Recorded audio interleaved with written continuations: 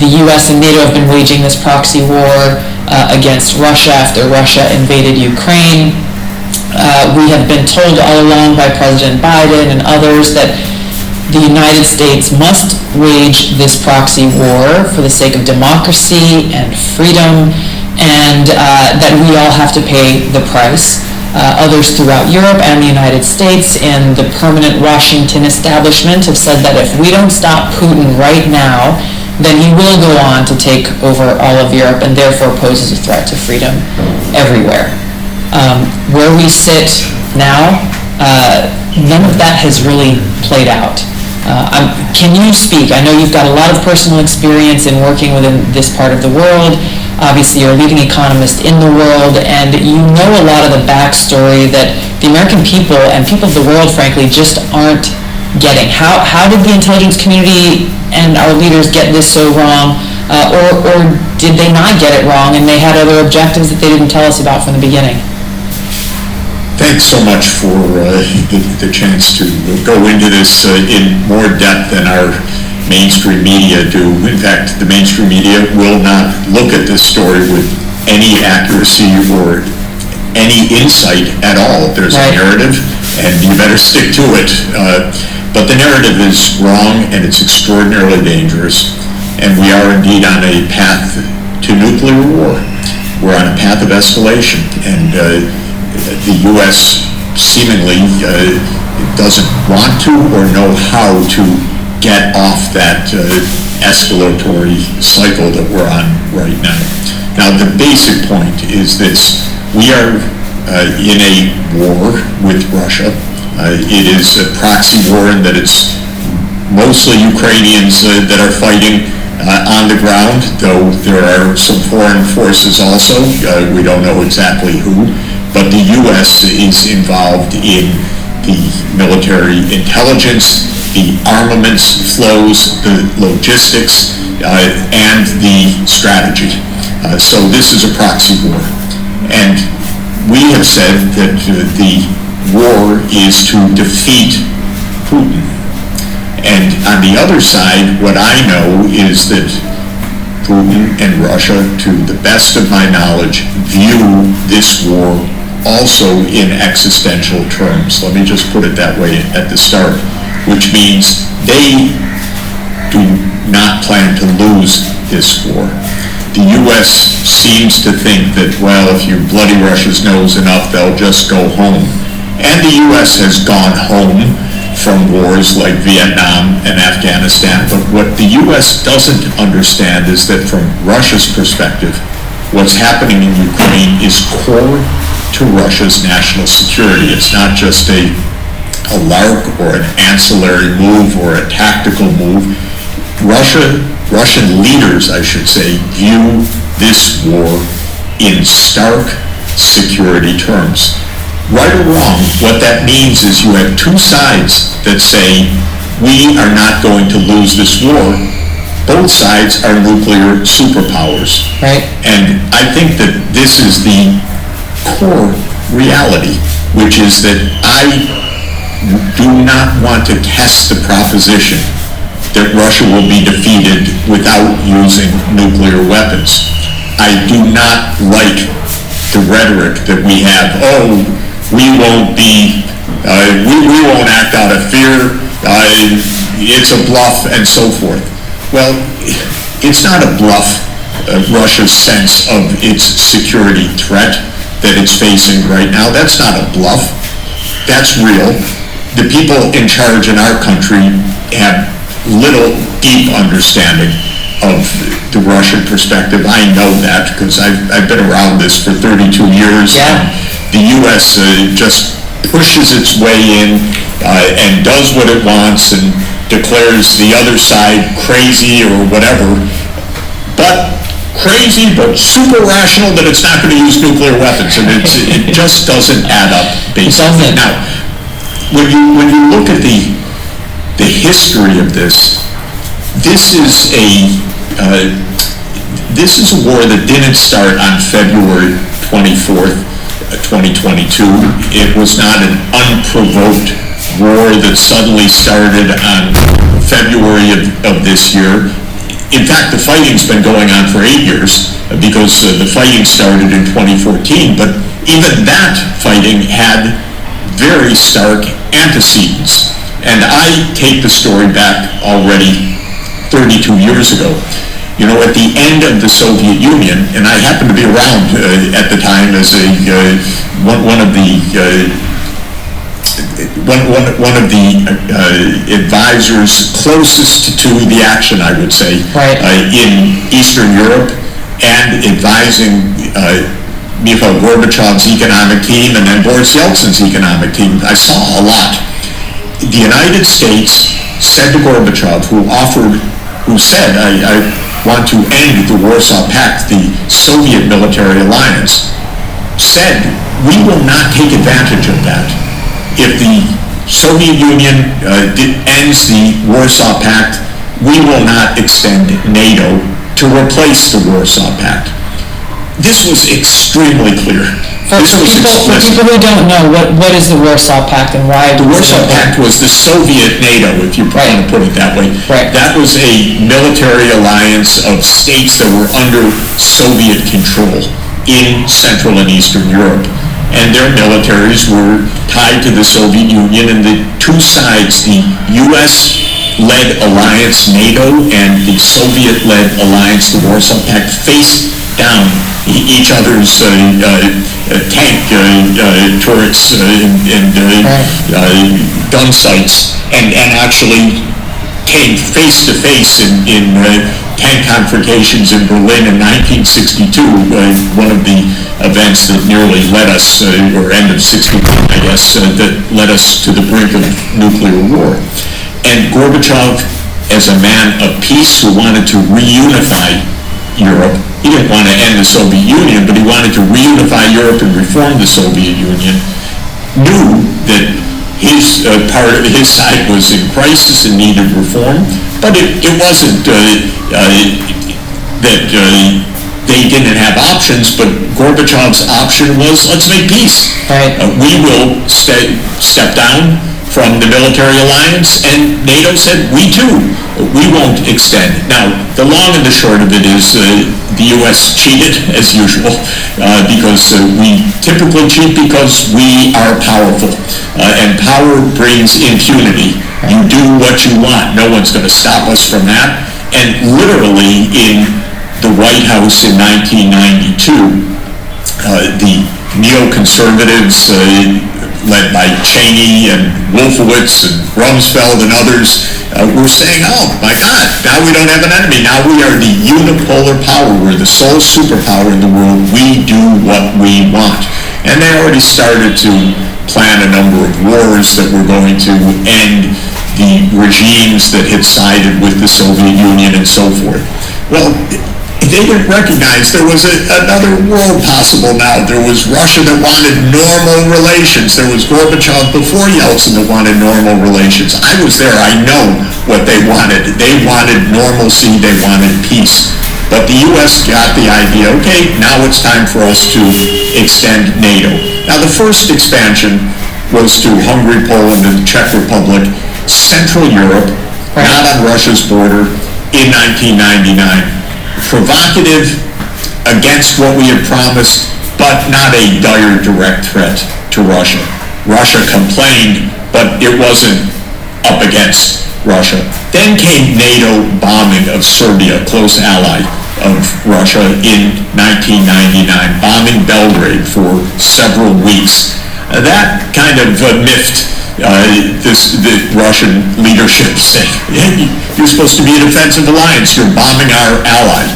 Then came George W. Bush and his intention to extend NATO basically on an unlimited scale in the region. So he expanded NATO to 7 countries, the 3 Baltic states right up against Russia's border now, 2 Black Sea states, Romania and Bulgaria, and Slovenia and Slovakia, 7 during his 8-year period. But the main bombshell, if I could call it that, came in 2008 at the Bucharest NATO summit, when the United States insisted that NATO get ready for enlargement to Ukraine and to Georgia.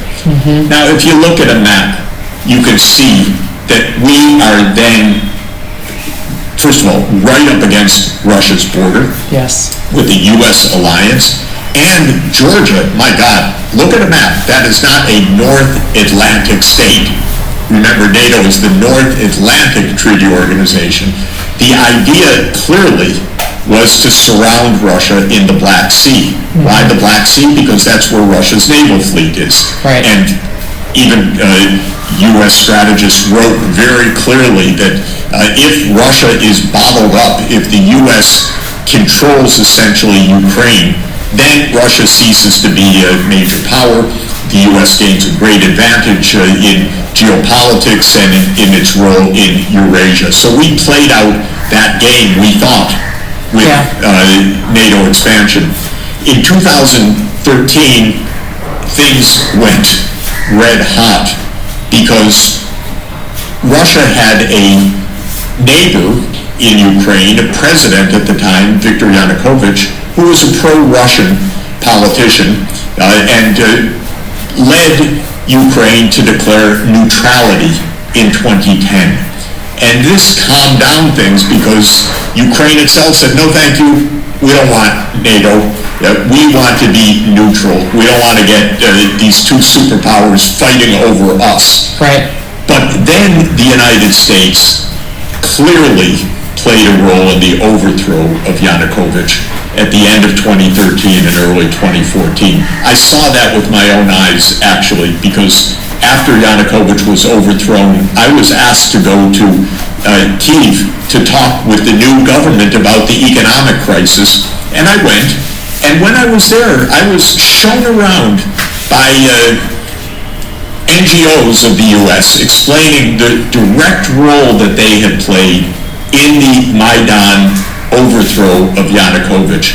And we also caught Victoria Nuland, who's currently our Undersecretary of State for Political Affairs, on the phone planning the post-Yanukovych government in Kiev.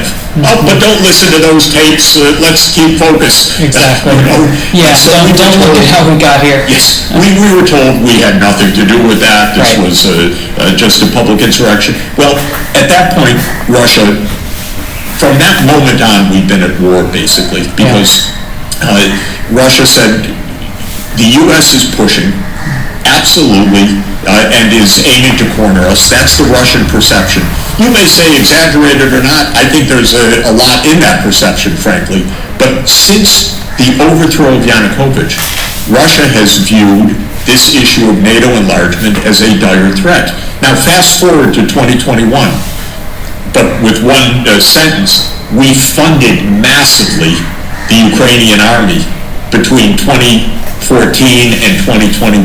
That's why it's fighting right now. We poured in billions and billions of dollars. Russia watched that, of course, saying, my God, this is becoming an American-based army, effectively, American hardware.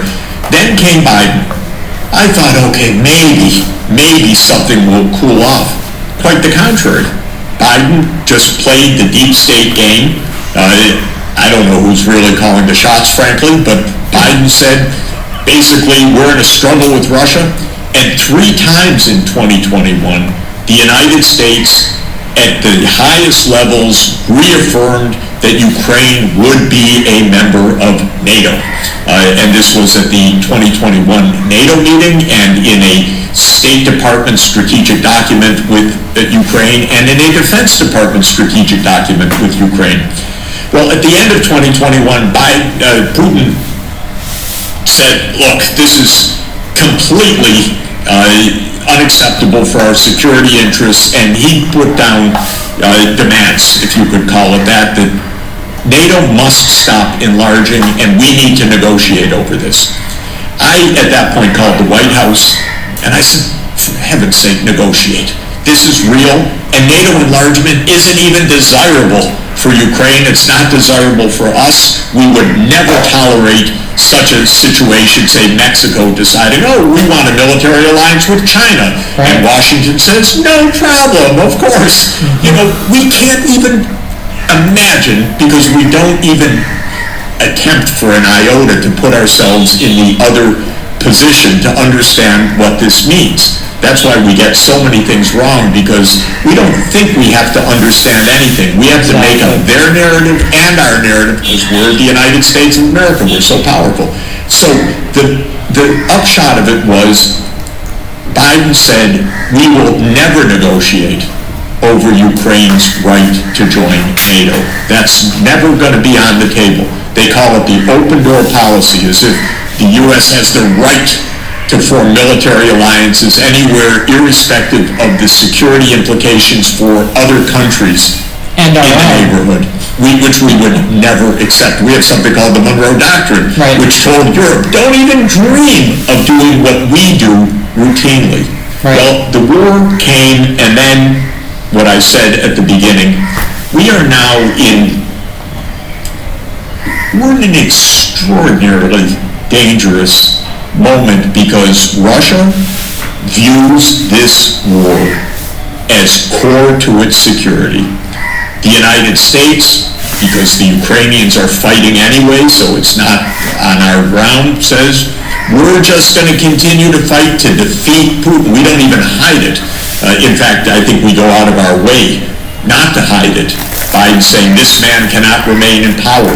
The U.S. Secretary of Defense saying our goal is to weaken Russia. Zelensky, just about every day, not even talking about Ukraine's interests, but mocking Russia. So the idea is humiliation. They think that, perhaps this will lead to Putin's overthrow. After all, Yanukovych was overthrown. I don't know what dreams or gambles or whatever they're playing, but boy, are they playing with fire. Yeah. And they're playing with fire on our heads. And I profoundly resent it. And I'm shocked by the complete lack of any debate in the U.S. Congress on this. You know a lot more about that than I do, but I just cannot believe that we don't have a full-fledged debate about how dangerous this situation is. And one thing I'd like to read, Tulsi, you know how much I admire President Kennedy for not having blown up the world 60 years ago in the Cuban Missile Crisis, when all his advisors said bomb, and they also had everything wrong as usual. They said, well, the missiles in Cuba aren't ready, but they were ready, and we would have had a nuclear war. But Kennedy sussed it out properly and understood that we needed compromise, we needed diplomacy, we needed peace. So he removed American missiles from Turkey. Khrushchev removed the Soviet missiles from Cuba. And afterwards, the two leaders exchanged letters saying, my God, this world's crazy. We need to pull back from the brink. And the following year, they signed the Partial Nuclear Test Ban Treaty.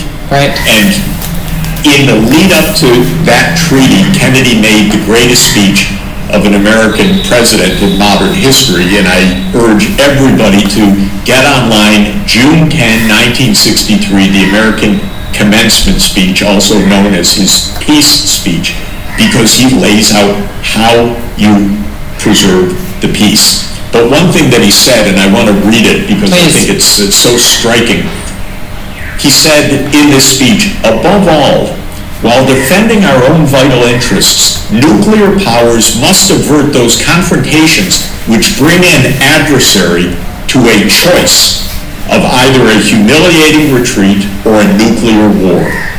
To adopt that kind of course in the nuclear age would be evidence only of the bankruptcy of our policy or of a collective death wish for the world. Listen to what he's saying. Do not confront a nuclear adversary with the choice of either a humiliating retreat or a nuclear war. I can't think of a closer description to what we are actually doing right now than that. It is the precise description of what is actually underway in the United States.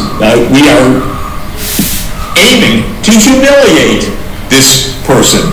And we're doing it, and we are risking nuclear war, and then we're told by our leaders, and I I don't know what they're thinking, honestly. I don't have a clue as to what's really in their minds.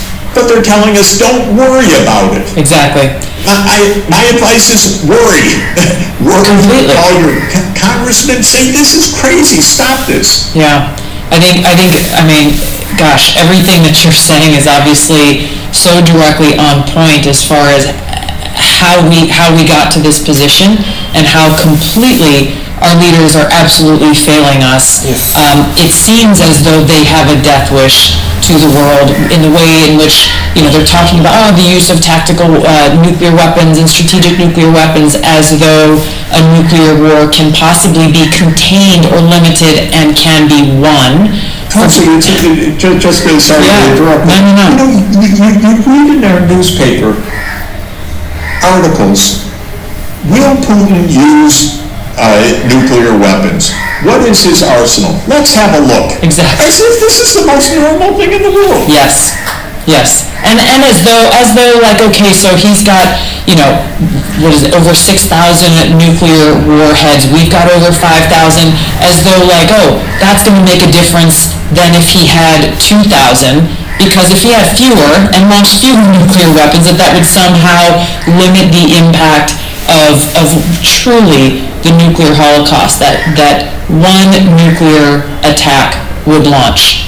Not just in one country in Europe, but on the world, sparking World War III. And I think the fact that politicians are not talking about this, the mainstream media is certainly not talking about it, except in a nonchalant way, as though, hey, yeah, this is no big deal, let's just have a conversation about it. But like you said, it should raise a huge waving red flag of concern to everybody at home that there is no debate on this in Congress. And that if anybody tries to bring this up, they immediately are labeled, as you and I have been and continue to be, as, oh, you're just a Putin puppet, you are an apologist for this terrible dictator, you are all of this name-calling and smearing without ever actually just going to the substance of the conversation.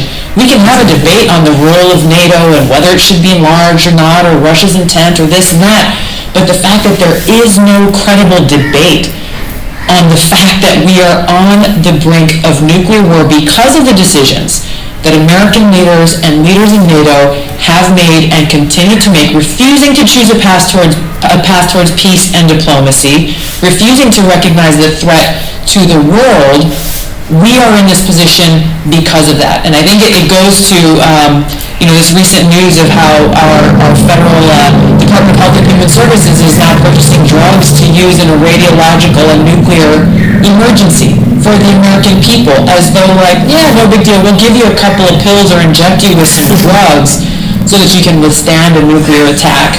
I'm sure you saw the PSA that New York City put out saying, hey, if there was a nuclear attack, get inside, and stay tuned. We saw, back in our nuclear missile attack scare that we had in Hawaii, everybody got the text message a couple of years ago saying, hey, missile incoming, seek shelter immediately, this is not a drill. But like everyone in Hawaii realized immediately when we thought, hey, we've got 15 minutes to live, there is no shelter. There's no place to go. Of course, all of this is so cruel, so macabre, so surrealistic, so stupid, so phony. We used to have in my childhood the duck and cover, get under your desk. Exactly. That'll save you. Right. It is hard to imagine, hard to understand what anyone is thinking right now in the leadership. That's exactly what I'm wondering. If they are thinking at all. I try to reach out because I know a number of these people, they're not interested, they don't want to hear it, they're not talking, they are provoking. There are big mysteries, by the way, that as everything, because everything is a lie and everything is classified. But in mid-March, we got reports that from the Turkish mediators that Russia and Ukraine were close to an agreement. And both the Ukrainian and the Russian negotiators confirmed that. And they exchanged papers. And then you hear from the U.S., we don't think these are going anywhere. These negotiations aren't going anywhere. And then Biden flew to Brussels to meet with the other NATO leaders, and he said this is going to be a long war. He didn't say this is promising news. He said this is going to be a long war. Then he went to Warsaw, and he said that man cannot stay in power. Yeah. And then Lloyd Austin said we're weakening Russia. You see, it has all of the hallmarks of us torpedoing the negotiations. Can I prove it? No, because they don't tell us anything, and everything is a lie. But what I can see is that the United States government has never, in this whole crisis, stood up and said, we want to see effective negotiations and we support them. We thank Turkey for being a mediator. We call on both sides to reach an agreement. We are dead set against that because these neocons have had this fantasy world for 30 years that this is the U.S. world and that this is the unipolar world, and if we want to expand NATO, we're going to expand NATO and no one's going to stop us, nuclear threats or not. And that's where we are right now. So you're saying this goes back 30 years. I want to go back to your description of what happened in kind of that immediate post-Soviet era. The Warsaw Pact was dissolved. Was there ever a debate or conversation at that time saying, okay, if the Warsaw Pact is resolved, then what purpose is there for NATO to exist in the first place? If NATO existed as a counterbalance towards the Soviet threat or pressure, well, if the Warsaw Pact is gone, does NATO have a purpose? And if NATO does exist, was Russia ever invited to join?